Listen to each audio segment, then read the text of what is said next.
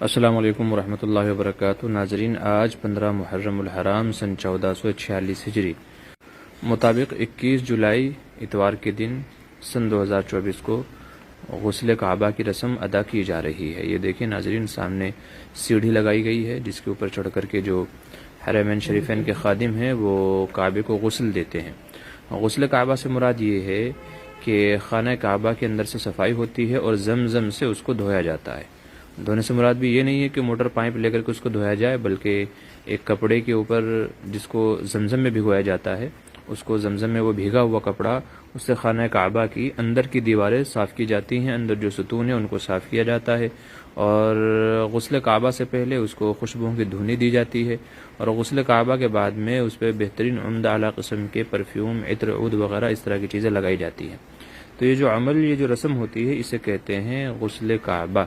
آپ کی معلومات کے لیے عرض کر دیں کہ غسل کعبہ یہ حضور صلی اللہ علیہ وسلم کے زمانے سے چلا آ رہا ہے، اور بعد میں صحابہ اکرام، تابعین، تبع تابعین کے دور میں اس عمل اور اس رسم کو کیا جاتا رہا ہے۔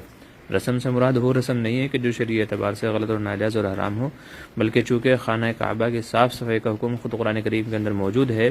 وَطَهِّرْ بَيْتِيَ لِلطَّائِفِينَ، کہ میرے گھر کو پاک صاف رکھیں طواف کرنے والوں کے لیے، والقائمین والرکع السجود، کھڑے ہونے والوں کے لیے، رکوع سجدہ کرنے والوں کے لیے۔ تو حضرت ابراہیم علیہ السلام کو حکم دیا گیا تھا کہ میرے گھر کو پاک صاف رکھیں، تو اسی پاک اور صاف صفائی کا یہ ایک عمل ہے جسے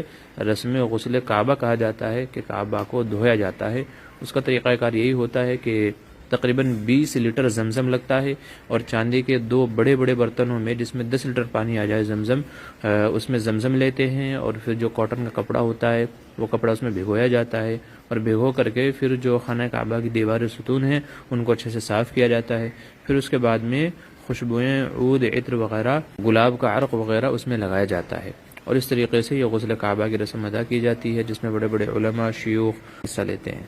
تو بحمداللہ اس بار یہ رسم 15 محرم الحرام کو ادا کی گئی ہے، اور غسل کعبہ کو دھویا گیا ہے۔ تمام انتظامات آپ دیکھ سکتے ہیں، پوری پولیس فورس، سیکورٹی وغیرہ کے انڈر میں یہ عمل انجام دیا جاتا ہے، اور اس طریقے سے غسل کعبہ کی رسم ادا کی جاتی ہے۔ کتنے خوش نصیب ہے وہ لوگ جس کو اپنی آنکھوں سے دیکھتے ہیں۔